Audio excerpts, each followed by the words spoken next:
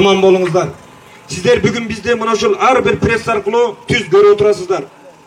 Sizler Kırgızстанга акчаңыздар гана керек экени кечеги пандемияда барыбыз gördük.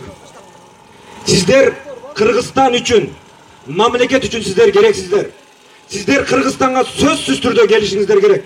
Урматтуу мигранттар, Kırgızstan Кудайым буйруса гүлдөгөн, өнүккөн өлкөгө айланат. Кудайым буйруса Кыргыздын учу кур эмес. Kırgızdın kандай gana mına жаш жигиттер мына ошол жакка кетип атат. Абдан өкүнүчтүү. Кандай билимдүү жаштарыбыз ошол жакта башка өлкөдө, башка мамлекетте жүрөт. Бул абдан өкүнүчтүү нерсе. Бирок Кудайым буйруса ошол жигиттердин бардыгы бүгүн тажрыйба топтоп жүрөт. Ошол жигиттердин бардыгы ар бир кыйналганы алардын тажрыйба топтогону. Ал жигиттер эртедир, кечтир келип Кыргызстанда өзүнүн айылында, өзүнүн жеринде сөзсүз элге кызматын кылат. Мына жерде азыр биздин сүйлөй турган кишилерге сөз берели.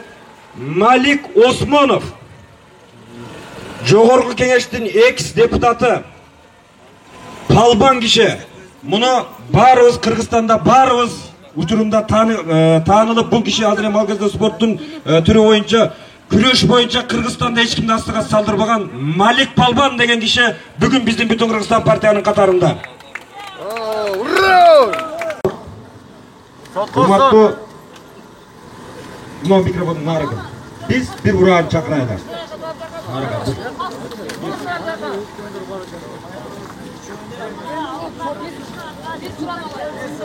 Hakikat çeşim! Hakikat çeşim! Hakikat çeşim! Hakikat çeşim! Hakikat çeşim! Hakikat çeşim! Hakikat çeşim! Bütün Kırgızstan! Bütün Kırgızstan! Bütün Kırgızstan! Rahmat, kolotlar.